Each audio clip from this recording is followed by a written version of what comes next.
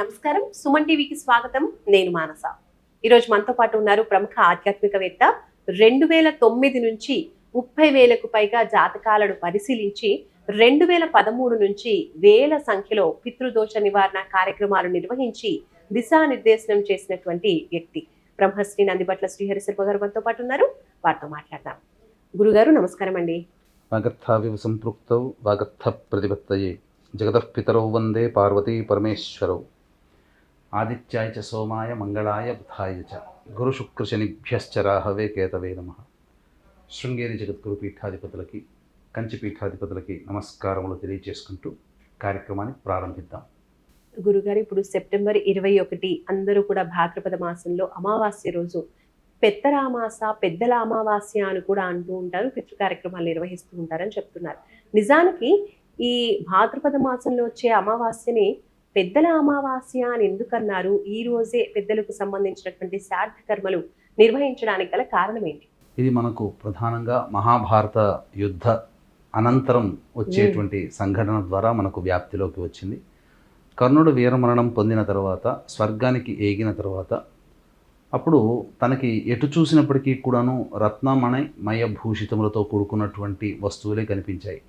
కానీ భోజన పదార్థాలు ఏవి కనిపించకపోగా అప్పుడు ఇంద్రుడిని అడిగాడు, ఏంటి కారణము? నాకు ఎటువైపు చూసినా అన్నము దొరకట్లేదు అని అంటే, బ్రతికుండంగా నీవు ఇటువంటి రత్నమణిమాణిక్యాదుల్ని నీవు దానం చేసావు, కానీ ఏనాడు కూడా నీవు అన్నదానం చేయలేదు అని చెప్పి, అంతటా ఈ ఇంద్రుని యొక్క సూచన మేరకు యముడి యొక్క అనుమతితో భూలోకానికి చేరుకొని, అప్పుడు భూరిగా అంటే ప్రపంచవ్యాప్తముగా అన్నదాన కార్యక్రమాలన్నీ కూడా విశేషంగా ఒక పక్షం రోజుల పాటు చేశారు.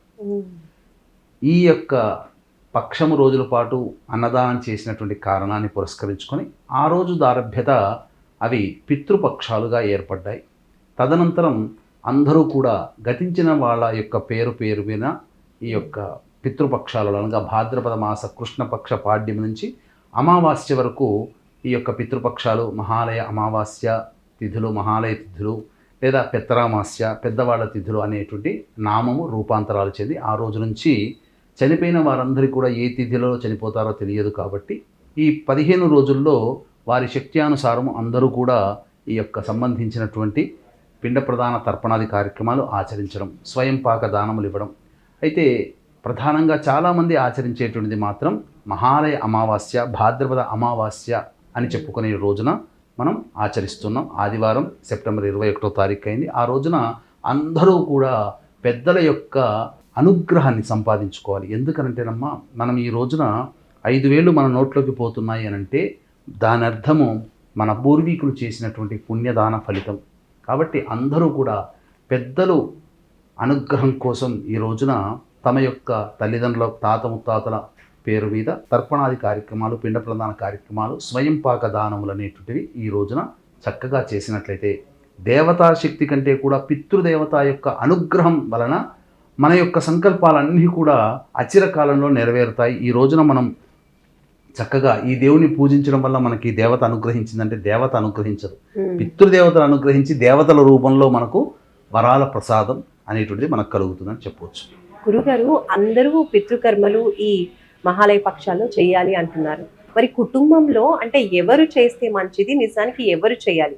కుటుంబంలో కొంతమంది చూసుకున్నట్లయితే అసలు పుత్ర సంతానమే ఉండదు, అందరు అమ్మాయిలే ఉంటారు. మరి అలాంటి పక్షంలో ఎవరు చేయాలి? అంటే ఒక కుటుంబంలో 4-5 సంతానం మగపిల్లలు ఉంటారు.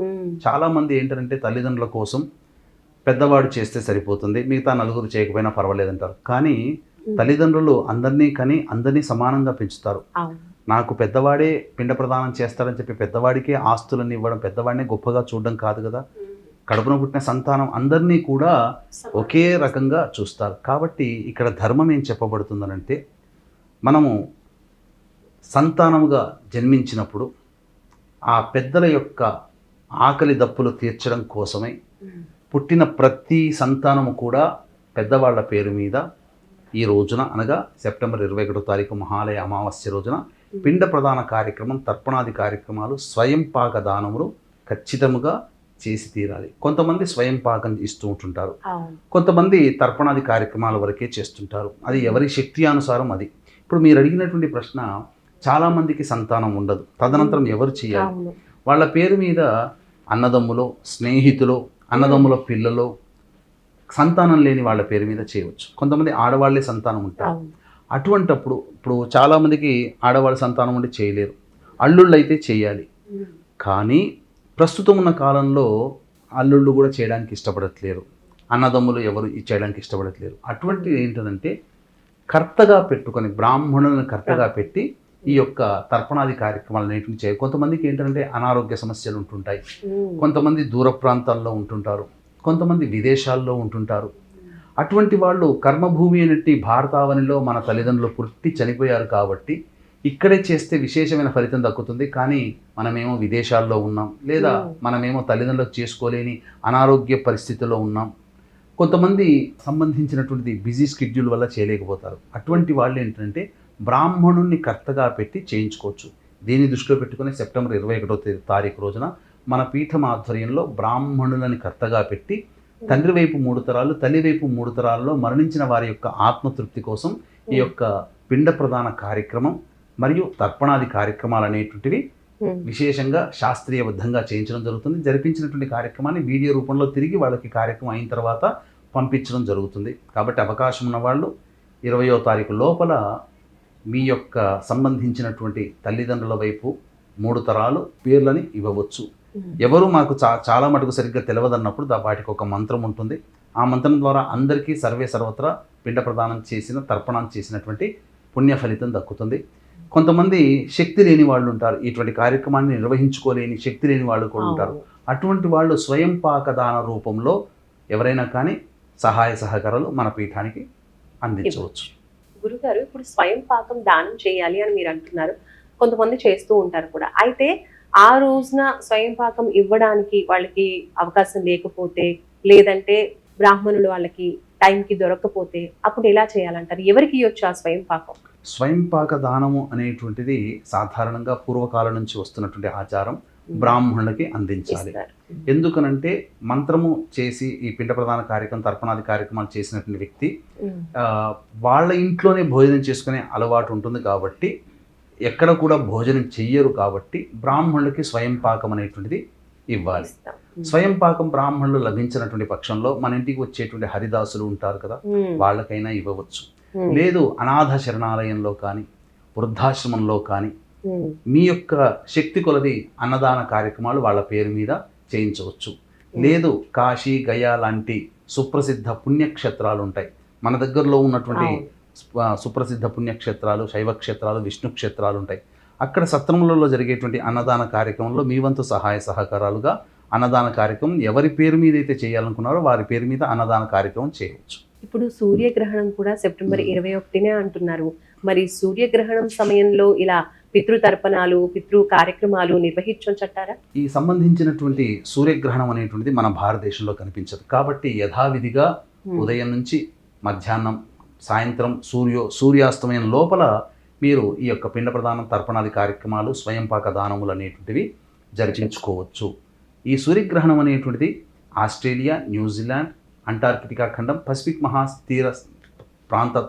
సముద్ర తీర ప్రాంతంలో మాత్రమే కనిపిస్తుంది. కాబట్టి ఆ ప్రాంతంలో నివసించేటువంటి సనాతన ధర్మాన్ని పాటించేటువంటి వాళ్ళు నియమాల్ని పాటించాలి. కాబట్టి మధ్యాహ్నం 11-12 లోపల పిండ ప్రదాన, తర్పణాది కార్యక్రమాలు ముగించుకోవాలి.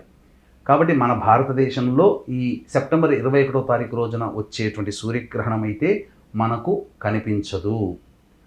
కాబట్టి ఎటువంటి ఆచార నియమాలు పాటించాల్సిన అవసరం లేదు. కాకపోతే ఈ సూర్యగ్రహణం అనేటువంటిది కన్యా రాశిలో సంభవిస్తున్నటువంటి కారణం చేత కన్యా రాశి బేస్ చేసుకొని ఒక్క మేషరాశి, కర్కాటక రాశి, వృశ్చిక రాశి, ధనుస్సు రాశి వారికి శుభ ఫలితాలు. మిగతా రాశుల్లో అనగా మేష, కర్కాటక, వృశ్చిక, ధనుస్సు రాశిలో తప్ప మిగతా రాశుల్లో అయినటువంటి వృషభ, మిథున, సింహ, కన్య, తుల, మకర, కుంభ, మీన రాశిలో జన్మించినటువంటి వారికి మాత్రం కొంత అశుభ ఫలితాలు అనేటువంటి కలుగుతాయి. కాబట్టి దీన్ని దృష్టిలో పెట్టుకొని ఈ యొక్క సూర్యగ్రహణ సందర్భంగా 22వ తారీఖు రోజున సాయంకాలము ఈ చెప్పినటువంటి రాశుల్లో జన్మించినటువంటి వారికి గ్రహణ దోష నివారణ పూజలు, హోమాలు అనేటువంటి జరిపించి కరుంగలీమాల అనేటువంటిది వారికి అందివ్వడం జరుగుతుంది. అవకాశం ఉన్న వాళ్ళు కార్యక్రమ తదనంతరం కాంటాక్ట్ చేసి ఈ సూర్యగ్రహణ దోష నివారణ పూజలు, హోమాల్లో మీ గోత్రనామాలు నమోదు చేసుకోవచ్చు. ఆఖరిగా సెప్టెంబర్ 7వ తారీఖు రోజున చంద్రగ్రహణం అనేటువంటిది ఏర్పడింది. ఆ చంద్రగ్రహణాన్ని బేస్ చేసుకొని మనకు కొన్ని రాశుల్లో జన్మించినటువంటి వారు కనుక కుంభరాశిలో ఏర్పడింది కాబట్టి ప్రధానముగా కన్యా రాశిలో, అలాగే మేషరాశిలో, వృషభ రాశిలో జన్మించినటువంటి వారికి, ధనుసు రాశిలో జన్మించినటువంటి వారికి తప్ప మిగతా అయినటువంటి మిథున, కర్కాటక, సింహ, తుల, వృశ్చిక, మకర, కుంభ, మీన రాశిలో జన్మించినటువంటి వారికి చంద్రగ్రహణ దోషం ఉంది. అప్పుడు చేసుకోలేకపోయి ఉంటారు. కాబట్టి గ్రహణం ఏ నక్షత్రంలో వస్తుందో ఆ నక్షత్రం ఏర్పడినటువంటి మళ్ళీ తిరిగి వచ్చే నెలలో ఆ నక్షత్రం వచ్చే లోపల గ్రహణ దోష నివారణ చేసుకోమని మనకు ధర్మశాస్త్రం చెప్పబడి ఉంది. కాబట్టి సర్వే సర్వత్రా ఈసారి సూర్యగ్రహణం, చంద్రగ్రహణ ప్రభావము 12 రాశుల మీద కూడా ఉంది. కాబట్టి అవకాశం ఉంటే, దైవానుగ్రహం పొందే అవకాశం ఉంటే 12 రాశుల్లో జన్మించినటువంటి వారు ఈ సెప్టెంబర్ 22వ తారీఖు రోజున మన పీఠం ఆధ్వర్యంలో జరిగే సూర్య చంద్రగ్రహణ దోష నివారణ పూజలు కార్యక్రమంలో గోతనామాదులు నమోదు చేసుకోవచ్చు. కరుంగలి మాల వాళ్ళకి అందివ్వడం జరుగుతుంది. గురుగారు, భాద్రపద అమావాస్య రోజు ఒకవేళ ఆరోగ్యం బాగోలేకనో లేదా పరిస్థితులు అనుకూలించకపోతేనో ఇలా పితృకర్మలు చేయలేకపోతే వాళ్ళు మళ్ళీ తర్వాత ఎప్పుడైనా చేసుకోవచ్చు అంటారా? కొన్ని కారణాంతరాల వల్ల ఇంట్లో ఈ పితృకర్మలు చేయాలి అని అంటే మగవాడు ఎంతనో భార్య కూడా అంతే. కాబట్టి చేసేటువంటి కుటుంబంలో భార్యకి ఏదైనా కానీ ఋతుమతి కనుక అయినా, అలాగే చేసే వ్యక్తులకి అనారోగ్య సమస్యలు కొన్ని బిజీ షెడ్యూల్లో ఉన్నప్పుడు వాళ్ళు స్వయంగా చేసుకోలేకపోతారు. కాబట్టి అటువంటి వాళ్ళకి సంబంధించి మన పీఠమాధ్వర్యంలో ఎలాగో 21వ తారీఖు ఈ యొక్క పిండ ప్రదాన కార్యక్రమం చేసుకుంటాం. స్వయంగా చేసుకోవాలనేటువంటి కోరిక కూడా వాళ్ళకు ఉంటుంది. కాబట్టి అటువంటి వాళ్ళు ఏం చేయాలంటే ఆశ్వీజ అమావాస్య రోజునైనా కానీ ఈ సంబంధించినటువంటి కార్యక్రమం ఇంట్లో జరిపించుకోవాలి. ఆశ్వీజ అమావాస్య లోపల వాళ్ళ పెద్దవాళ్ళు చనిపోయిన తిథి రోజునైనా కానీ ఆశ్వీజ అమావాస్య లోపలైనా చేసుకోవచ్చు. లేదా ఏ తిథో తెలియదు కాబట్టి ఆశ్వీజ అమావాస్య రోజునైనా కానీ చేయవచ్చు. ఎందుకనంటే పితృపక్షాలకు సంబంధించి భాద్రపద పౌర్ణమి నుంచి పెద్దలు, చనిపోయిన పెద్దలు ఈ భూమి మీద ఈ రోజునైనా వాళ్ళ కుటుంబ వంశ వారసులు పిండ ప్రధాన తర్పణాది కార్యక్రమాలు ఇస్తారని ఎదురు చూస్తారు. ఎప్పటి వరకు ఎదురు చూస్తారు? ఆశ్వీజ అమావాస్య వరకు ఎదురు చూస్తారు ఎంతో ఆశగా. కాబట్టి పెద్దల ఆశని మనం పక్కకు పెట్టకూడదు, వమ్ము చేయకూడదు. కాబట్టి మనకు కనిపించే దేవతలు పితృదేవతలే. కనిపించని దైవం కోసం ఎంతో పూజలు, ఎంతో ధనాన్ని వెచ్చిస్తాం. కానీ ఈ సంబంధించినటువంటి దేవతని మన వంశ దేవతల్ని మనం ఆరాధించకపోతే దేవతానుగ్రహం కూడా, మనం పూజించే దేవతానుగ్రహం, కులదేవతానుగ్రహం కూడా మనకు లభించదు. కాబట్టి అవకాశం ఉంటే ఆశ్వీజ అమావాస్య వరకైనా కానీ చేసుకోవాలి. ఎందుకనంటే ఆశ్వీజ అమావాస్య రోజున వాళ్ళు తిరిగి వాళ్ళ యొక్క లోకానికి వెళుతారు. అందుకనే మా ఇంటికి వచ్చినటువంటి పితృదేవతల్లారా మీకు దారి చూపిస్తున్నామని ఆశ్వీజ అమావాస్య రోజున గోగునార దీపాన్ని, గోగునార కట్టకి దీపాన్ని వెలిగించి ఇలా ఇంటి బయట నిలబడి ఇలా చూపిస్తాం. ప్రదోషకాల సమయం చీకటి పడ్డ తర్వాత, అంటే మళ్ళీ వాళ్ళ యొక్క లోకానికి మీరు వెళ్ళిపోండి, ఆనందంగా కార్యక్రమాలు నిర్వహించాను, సంతోషమా అని చెప్పి పితృదేవతని ఆశీర్వదించమని చెబుతూ ఈ సంబంధించినటువంటి దివిటీలు అనేటువంటి పెడతాం. కాబట్టి ఖచ్చితంగా ఎల్లరూ కూడా, వీక్షించేటువంటి ప్రేక్షకులు ఎల్లరూ కూడా దేవతల కన్నా పితృదేవతలు గొప్పవాళ్ళు, కని పెంచి పెద్ద చేసినటువంటి తల్లిదండ్రుల కంటే గొప్పవాళ్ళు అంటూ ఎవరు లేరు. కాబట్టి వాళ్ళని స్మరించుకుంటూ అవకాశం ఉంటే పితృపక్షాలలో చేయండి, లేదు ఆశ్వీజ అమావాస్యలోనైనా చేయండి. కనీసం ఈ రోజున అందరూ కూడా ఎంతో కొంత ద్రవ్యం సంపాదించుకున్న వాళ్ళే. మీకు చేయలేకపోయినా బ్రాహ్మణుని కర్తగా పెట్టి ఈ కార్యక్రమాన్ని మన పీఠమాధ్వర్యంలో సెప్టెంబర్ 21వ తారీఖు రోజున, అనగా ఆదివారం రోజున మన పీఠమాధ్వర్యంలో జరపబడుతుంది. ఈ యొక్క పిండ ప్రదానం, తర్పణాది కార్యక్రమాలు మీకు వీడియోల రూపంలో కూడా మీకు పంపించడం జరుగుతుంది. గురుగారు, ఇప్పుడు స్వయం పాకం ఈ రోజున ప్రత్యేకంగా బ్రాహ్మణులకు ఇవ్వాలి అంటూ ఉంటారు. మరి ఆ స్వయం పాకంలో ఖచ్చితంగా ఉండవలసిన వస్తువులు ఏంటి, ఉండకూడనివి ఏంటి తెలియజేయండి. స్వయం పాక దానంలో ఉండకూడని వస్తువులు మనం తెలుసుకున్నాం. చాలామంది అల్లం మరియు ఆలుగడ్డ, అలాగే ఈ టమాటాలు, ముల్లంగి ఇస్తుంటారు. అవి ఇవ్వకూడదమ్మా. ఉల్లిగడ్డలు కూడా ఇవ్వకూడదు, వెల్లుల్లి కూడా ఇవ్వకూడదు. ఇది తామస వస్తువులు. సాత్వికమైనటువంటి వస్తువులు అనేటువంటివి ఇవ్వాలి. ముఖ్యంగా వంట చేసుకోవడానికి అనుకూలంగా ఉండేది మొట్టమొదటి వస్తువు బియ్యం. కాబట్టి 1.5 కిలో నుంచి మీరు శక్తి కొలది ఎంతైనా కానీ బియ్యం దానం చేయవచ్చు. ఇక ఆకుకూరలు, పాలకూర, ఇవన్నీ తోటకూర ఇవి ఇవ్వచ్చు. అలాగే దొండకాయ, బెండకాయ మరియు బీరకాయ, వంకాయ ఇవన్నీ కూడా ఇవ్వవచ్చు. ముఖ్యంగా 3 వస్తువులు ప్రధానంగా ఇమ్మని చెప్పబడి ఉంది. ఏంటంటే పనస, నల్లేరు మరియు కాకరకాయ. ఈ 3 వస్తువులు ఇస్తే 1000 కూరగాయలు ఇచ్చినంత పుణ్య ఫలితం ఉంటుంది. అలాగే ఎలాగో పప్పు, ఉప్పులు అనగా కందిపప్పు, శనగపప్పు, మినపప్పు ఖచ్చితంగా ఉండాలి. అలాగే తైలము అనగా వాడుకునేటువంటి నూనె, మన వేరుశనగ నూనె కానీ, సన్ఫ్లవర్ ఆయిల్ నూనె కానీ, ఏదైనా కానీ నూనె ఇవ్వవచ్చు. కాబట్టి ఇలాంటి వస్తువులు ఖచ్చితంగా ఉండాలి. ఇవ్వకూడని వస్తువులు చెప్పాను, అవి లేకుండా చూసి స్వయం పాక దానము దక్షిణతో సహా బ్రాహ్మడికి దానం ఇవ్వాలి. ఇక చాలామంది ఈ యొక్క భాద్రపద అమావాస్య రోజున తమ పెద్దలకి ఇష్టమైనటువంటి పదార్థముగా మాంసాహారములు అనేటువంటి వండి పెడుతుంటుంటారు. కానీ ఇది నిషేధమమ్మ. అమావాస్య రోజున మాంసాహారము, మద్యపానము, ధూమపానం ఇవన్నీ నిషేధం. కాబట్టి పెద్దల కోసం పెట్టేటువంటి యొక్క పటం ముందర ఏదైతే వాళ్ళు వండి పెడతారో వంటకాలలో ఈ సంబంధించినటువంటి సాత్వికమైనటువంటి ఆహారమే ఉండేటట్టుగా చూసుకోండి. శాకాహారమే ఉండాలి. మాంసాహారం నిషేధము. ఇది ఒక్కటి గమనించి శాస్త్ర ప్రకారాన్ని మనం ఆచరిస్తే తప్పకుండా మనకు పితృదేవతలకు అనుగ్రహం కలుగుతుంది అని చెప్పవచ్చు. చాలా మంచి విషయాలు తెలియజేశారు గురుగారు. నిజంగా ఈరోజు ఏం చేయాలి, ఏం చేయకూడదు, ఎలా చేయాలి, ఇప్పుడు స్వయం పాకం ఇవ్వాలన్నా కూడా అసలు ఏ వస్తువులు ఇవ్వాలి అనే విషయాలు కూడా చాలా మందికి తెలియదు.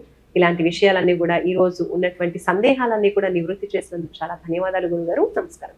సర్వం శ్రీ ఉమామహేశ్వర పరబ్రహ్మార్పణమస్తు. చూసారు కదండి, ఇప్పుడు వస్తున్నటువంటి అమావాస్య, భాద్రపద అమావాస్య, పెద్దల అమావాస్య అంటూ ఉంటారు. ఖచ్చితంగా పెద్దలకు సంబంధించినటువంటి శ్రాద్ధ కర్మలన్నీ కూడా నిర్వర్తిస్తూ ఉంటారు. కాబట్టి గురుగారు కూడా ఇప్పుడు ఇలాంటి కార్యక్రమాలు చేసుకునే వాళ్ళ కోసం అవకాశం ఉంది, చేసుకోలేము అనుకున్న వాళ్ళకు కూడా కర్తను పెట్టి కూడా ఈ కార్యక్రమాలన్నీ నిర్వహిస్తూ ఉన్నారు.